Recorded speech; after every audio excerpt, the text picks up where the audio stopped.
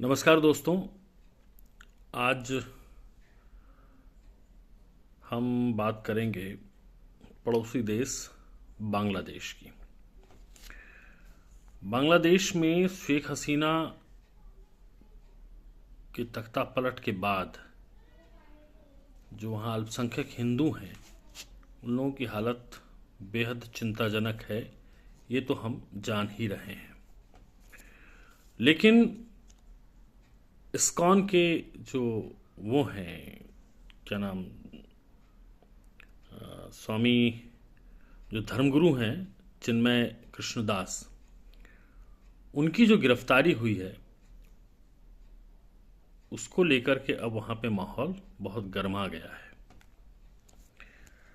कुछ जानकारी हम शेयर कर लेते हैं इस माध्यम से कि भाई क्या हुआ था और ये गिरफ्तारी क्यों हुई। तो पीछे चलिए थोड़ा सा। जब ये तख्ता पलट हुआ, कितनी 6 अगस्त को, तो जब तख्ता पलट हुआ तो उस समय आपने सुना होगा कि एक जगह है खुलना, बांग्लादेश में खुलना, वहाँ के इस्कॉन मंदिर में को तोड़फोड़ दिया गया था। और तोड़फोड़ होने के बाद वहाँ पे जो जगन्नाथ की मूर्ति थी उसको जला दिया गया था। और उसके साथ साथ जो है काफ़ी और मतलब दंगे हुए थे। लेकिन खासकर इस्कॉन मंदिर के टूटने की जो खबर थी वो बहुत तेज़ी से वायरल हुई थी और मूर्ति के टूटने के विजुअल भी देखे गए थे। तो वहाँ पे उसके बाद लगातार जो है हिंदुओं पे हमले हुए, हिंदू को मतलब के साथ साथ उनके घर जला दिए गए, तमाम चीज़ें हुई। उसके बाद एक तारीख आई 25 अक्टूबर। तो 25 अक्टूबर को जो वहाँ का चटगांव का जो लाल दीघी मैदान है वहाँ पे सनातन जागरण मंच ने एक बड़ी रैली की थी। और इतनी बड़ी रैली कि उतनी संख्या में हिंदू कभी बांग्लादेश में एकजुट होता हुआ नहीं दिखा था। चूँकि ये मामला एकता का था, एकता दिखाने का था, तो वहाँ पे ज़बरदस्त तरीके से भगवा झंडों के साथ हिंदू जो हैं उस लाल दीघी मैदान में एकत्र हुए थे। उस दौरान जो आपके धर्मगुरु हैं, इस्कॉन के जो धर्मगुरु हैं चिन्मय कृष्णदास, जिनकी गिरफ्तारी हुई है, इन्होंने भी भाषण दिया था और वहाँ पे 8 सूत्री मांगे रखी गई थी। तो लेकिन इसी बीच क्या हुआ था कि वहाँ जो एक आज़ादी स्तंभ है उसके ऊपर कुछ लोगों ने एक सनातनी झंडा भगवा कलर का वो रख दिया और उसको लगा दिया था। ये सब हुआ तो काफ़ी चैनलों पे खबरें भी चली और बहुत मतलब सोशल मीडिया पे भी बड़े जो उसके वीडियोस हैं वो देखे गए। बड़ा विहंगम दृश्य था। लेकिन ठीक 5 से 6 दिन बाद वहाँ की जो खालिदा जिया की जो बीएनपी पार्टी है उसके एक सदस्य हैं फिरोज खान, उन्होंने चिन्मय दास के खिलाफ जो है एक मुकदमा दर्ज कर दिया। उसके साथ साथ 19 लोगों के खिलाफ भी मुकदमा दर्ज कर दिया और मुकदमे में यह आरोप लगाया गया कि इन्होंने राष्ट्रीय ध्वज का अपमान किया है, इसीलिए इन पे राजद्रोह का केस लगाया जाए। मुकदमा हो गया। उसके बाद जो है ये तारीख थी मतलब इसी सोमवार, परसों, ढाका एयरपोर्ट पर चिन्मय दास को जो है चिन्मय कृष्णदास को गिरफ्तार कर लिया गया और उनको पुलिस को सौंप दिया गया। जब ये हुआ तो उसके बाद एक बार फिर बौखलाहट बढ़ी। जो चूँकि इस्कॉन का एक रुतबा है बांग्लादेश में, रुतबा इन द सेंस कि बहुत बड़ा ग्रुप है, यहाँ पे हिंदुस्तान में भी है इस्कॉन के मंदिर और पूरी दुनिया में है, तो वो कोई आतंकवादी संगठन तो है नहीं। तो वो बाकायदा कृष्ण भक्ति और भगवान की उसमें मशगूल रहने वाले लोग हैं और हिंदू मंदिरों की रक्षा मतलब कहा जाता है कि बांग्लादेश में जो हिंदू मंदिरों की रक्षा का जो जिम्मा है और बीड़ा है इस तख्ता पलट के बाद इन लोगों ने ले रखा था और ये काफ़ी इन्होंने एकत्र कर रखा था। तकरीबन 77 मंदिर हैं इस्कॉन के बांग्लादेश में और जिससे जो जो जुड़े हुए लोग हैं वो करीब करीब 50,000 लोग हैं। तो एक बड़ा ग्रुप है। तो ढाका एयरपोर्ट पर उनको गिरफ्तार किया गया। उसके बाद जो है वहाँ पे आंदोलन हुआ और आज कल ये जो तमाम जो हैं वहाँ पे जो उनको रिहाई के लिए वहाँ पे हिंदू एकजुट हुए और उन्होंने प्रदर्शन करना शुरू किया। अब इन प्रदर्शनों में क्या हो रहा है कि जो वहाँ के जो ये बीएनपी पार्टी जो बता रहा था खालिदा जिया की, इसके लोग और जमाती लोग, मतलब जो वहाँ पे जो कट्टरपंथी हैं, वो लोग इन पे अटैक कर रहे हैं और मंदिरों पे भी हमला कर रहे हैं। 2 मंदिर के नाम हैं जिसमें लोकनाथ मंदिर और काली मंदिर, इन दोनों मंदिरों में तोड़फोड़ की गई। तो इस तरीके से वहाँ पे अब बड़ा ही एक क्योस्क का माहौल बना हुआ है ज़बरदस्त तरीके से। लेकिन बावजूद इसके जो चिन्मय कृष्णदास हैं, उन्होंने कोर्ट से ऐलान किया है कि जो हमारी 8 सूत्री मांगे हैं, वो 8 सूत्री मांगे जारी रहना चाहिए, आंदोलन को जारी रखना चाहिए और जारी रहेगा। और समर्थन भी मिल रहा है, ज़बरदस्त तरीके से भीड़ है। अभी जब आज या शायद कल की बात है कि प्रदर्शनकारियों में एक वकील की मौत हो गई, मतलब उधर से। तो जो उस अंतरिम सरकार के जो वो हैं मुखिया अपने बांग्लादेश के अंतरिम सरकार के, मोहम्मद यूनुस, तो उन्होंने उसके खिलाफ वो भी लगा दिया कि भाई ये वकील की मौत पे, चूँकि वो उधर वाले ग्रुप में, उनका ये कहना है कि इन प्रदर्शनकारियों ने इस वकील की हत्या कर दी।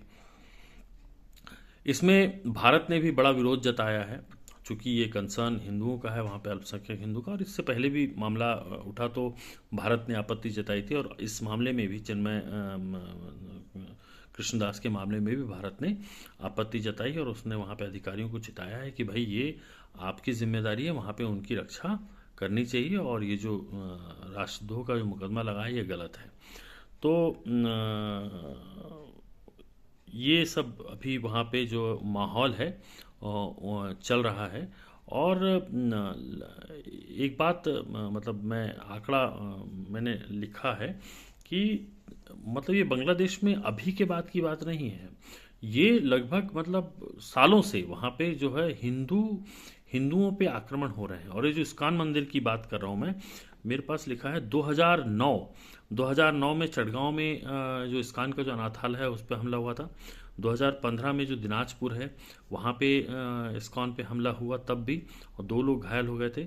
उसके बाद 2016 में हमला हुआ, और ये जो 2016 में जो हमला हुआ सिलहट का जो इस्कॉन मंदिर है वहाँ पे हमला हुआ, उसमें 10 लोग घायल हो गए थे। उसके बाद 2018 में हुआ, वहाँ पे 6 लोग घायल हुए, ये मंदिर ढाका में था, वहाँ पे हुआ। और उसके बाद 2020 में भी ढाका के मंदिर पर हमला हुआ।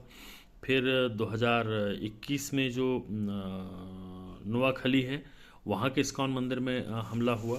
2022 में ढाका में जो इस्कॉन मंदिर है वहाँ पे हमला हुआ, 3 लोग घायल हुए। तो वहाँ पे जो लगातार जो है हिंदू निशाने पर हैं, अल्पसंख्यक हिंदू। तो इस तरीके से पूरा जो है एक वो चल रहा है कि भाई किसी तरीके से मतलब बांग्लादेश में जो अल्पसंख्यक हिंदू हैं, या तो तुम कन्वर्ट हो जाओ और उनकी जमात में शामिल हो जाओ, या फिर इस देश को छोड़ के भाग जाओ। बांग्लादेश में हिंदुओं की ये स्थिति है। कैसे रह रहे हैं, कैसे जान बचा रहे हैं, ये आप अगर उनकी सोशल मीडिया में जो तस्वीरें आती हैं उनको देख लो तो रूहें कांप जाएंगी, ऐसे हाल हैं।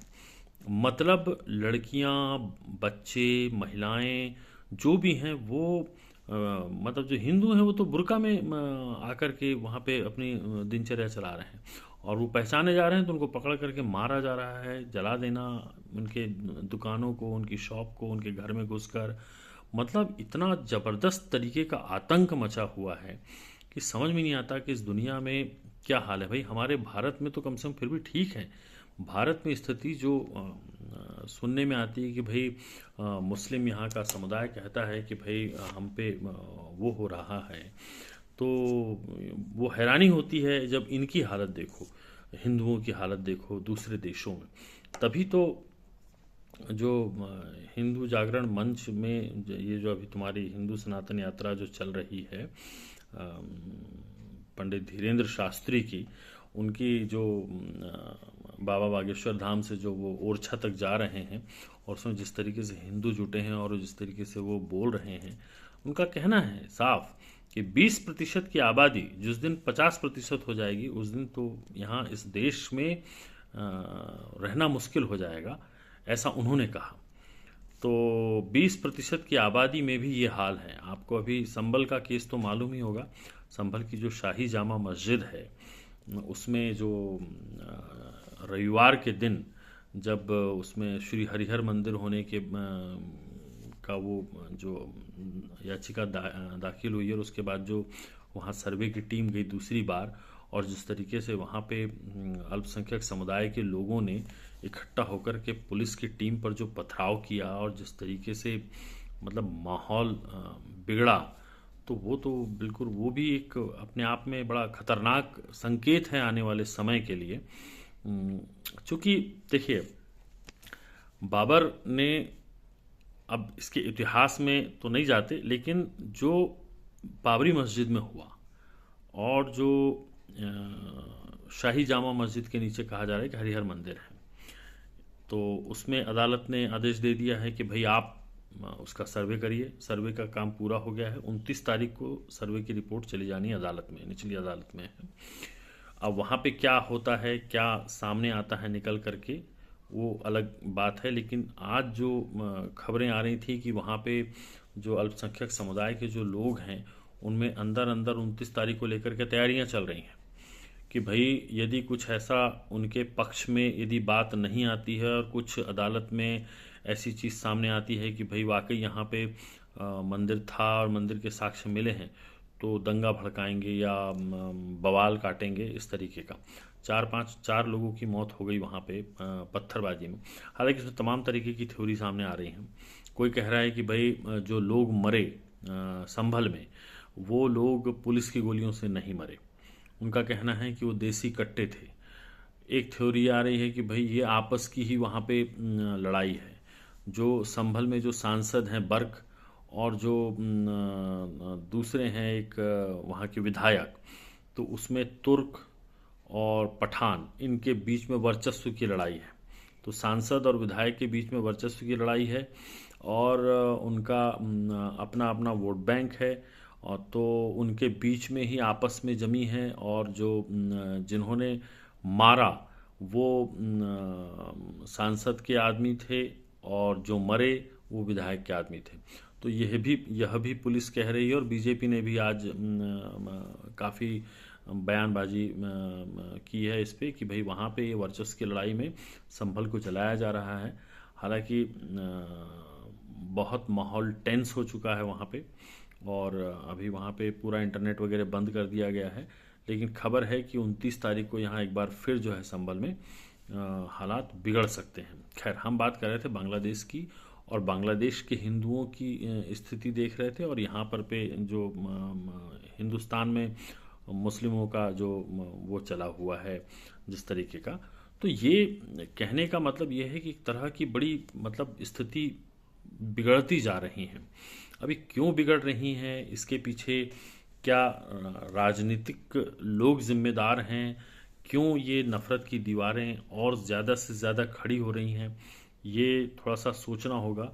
और अब जैसे मैंने ही बोला, मैंने ये बात कही तो मेरे मुंह से भी ये निकला कि भाई हिंदू मुसलमान, चूँकि चीज़ें चल रही हैं हम उसको बता रहे हैं, लेकिन किसी के मन में ऐसा नहीं है। लेकिन अब चूँकि खबरें चलती हैं, जो बताते हैं लोग, जो दिखता है उसको बोला जाता है। तो कुल मिलाकर जो जमा खर्च वो ये है कि सांप्रदायिक सौहार्द जिसको हम कहते थे, जो गंगा जमुनी तहजीब के लिए और जो सहिष्णुता के लिए ये देश जाना जाता था, अब वो वैसी बात नहीं रही। अब ये चीज़ें धीरे धीरे ये रिफ्ट बढ़ते जा रहे हैं और ये किस रूप में लोगों के सामने आएंगे, ये बड़ा चिंता का विषय है। छोटे फ़ायदे के लिए राजनीतिक पार्टियां इसमें दरार डाल रही हैं, वोट बैंक की पॉलिटिक्स हो रही है। राहुल गांधी अपने एक पूरे डेलीगेशन के साथ संभल जाने वाले थे, राहुल गांधी जा रहे हैं वहाँ पे।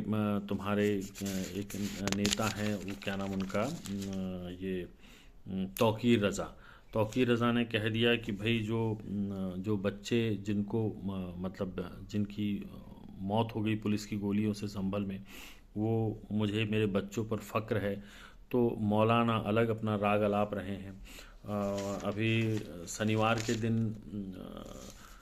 इसमें बेंगलोर में मुस्लिम जो पर्सनल लॉ बोर्ड, ये उसकी जो है बैठक हुई, वहाँ पे लाखों मुस्लिम हुए, वहाँ पे पूरे देश भर के मौलाना आए, उन लोगों ने वफ़ के ख़िलाफ़ सरकार की के ख़िलाफ़ वफ़ के लिए जो आवाज़ बुलंद की, वो तस्वीर देखते तो भी आप डर जाते। इतनी तादाद में लोग और इतनी भयानक तरीके से बयानबाजियाँ कि मतलब एक आम इंसान जो बेचारा दो वक्त की रोटी में लगा है वो तो कांप जाए। तो बड़ा एक स्थिति बड़ी गड़बड़ होती जा रही है। छोटे शहरों में जिस तरीके की नफ़रतें फैल रही हैं, ये अब कैसे कम होगी, इसकी दिशा में कौन काम करेगा, ये थोड़ा सा बड़ा सोचने वाली बात है। तो जानकारी हमने ढाका से शुरू की, ढाका से होते होते हम संभल आ गए, संभल से चले गए बागेश्वर बाबा तक। तो कुल मिला के जो बात थी वो ये कि हिंदू और मुस्लिमों के बीच में जो दरारें और देश में जो बदलती परिस्थितियां हैं, वो बड़ी चिंता की बात है। तो इस पे थोड़ा सा अपने स्तर पे जिनसे जो हो सके वो मन में मैल ना रखें, तो ही बेहतर हो सकता है हमारा समाज, वरना राजनीति जो है वो तो कच्चा चबा जाएगी, क्योंकि उनका कोई ठीक नहीं है। उन्हें तो वोट पाना है, उन्हें अपनी सरकार, वो सरकार दिल्ली, उसमें भाई नेता लोग हैं, गाड़ियों में बैठते हैं और अपने घर में चले जाते हैं, सुरक्षा है, तमाम है, आम आदमी पिसता है, आम आदमी की बड़ी फजीहत है। तो ये सब बातें हैं। और बाकी पाकिस्तान में भी बड़ा माहौल गर्म है इमरान खान को लेकर के। तो वहाँ पे जो उनकी जो बुशरा बीवी हैं, उन्होंने बड़ा माहौल खड़ा किया हुआ है पाकिस्तान में। इमरान खान के हक में इतनी बड़ी आवाज़ उठेगी इसका अंदाज़ा नहीं था, लेकिन उनकी लीडरशिप में सेना के लोगों को मार दिया और मतलब इतना ज़बरदस्त प्रदर्शन हो रहा है। तो पूरी दुनिया में एक तरह की हलचल मची हुई है। ट्रंप आए नहीं हैं, लेकिन ट्रंप के आने के पहले बांग्लादेश में देखिए, पाकिस्तान में देखिए, ये हालात, दरअसल इसके पीछे भी बड़ी वो है, एक इंटरनेशनल पॉलिटिक्स है। बांग्लादेश का मुद्दा उठ रहा है, उधर पाकिस्तान सुलग रहा है और ट्रंप आने वाले हैं। ज़रूर देखना कुछ ना कुछ बड़ा होगा, पाकिस्तान में भी बड़ा होगा और बांग्लादेश में भी बड़ा होगा। बड़ा इन द सेंस कि सत्ता परिवर्तन की बात मैं कह रहा हूँ।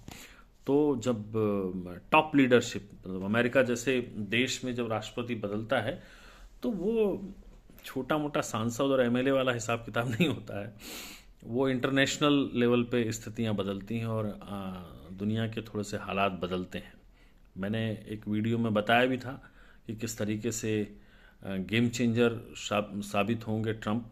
और देखना, आते हैं, जनवरी में आ ही जाएंगे और पाकिस्तान भी में भी बदलाव दिखेगा और आपको बांग्लादेश में भी बदलाव दिखेगा, क्योंकि जो जो बाइडन के कार्यकाल में जो हुआ है उसके उलट ही होगा सब कुछ, इंटरनेशनली और नेशनली भी। नेशनली हमने बात कर ही दी थी कि किस तरीके से डीओजी की स्थापना करके उन्होंने मस्क और रामास्वामी को लाया है और किस तरीके से वो नौकरियों को और सरकारी सिस्टम को ओवरऑलिंग करने वाले हैं।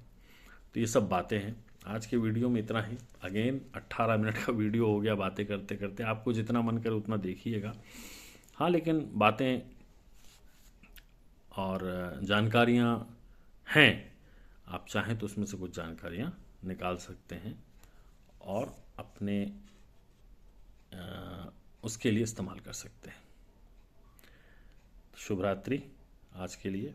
फिर कहीं, फिर अगले सब्जेक्ट के साथ फिर मिलूँगा। नमस्कार।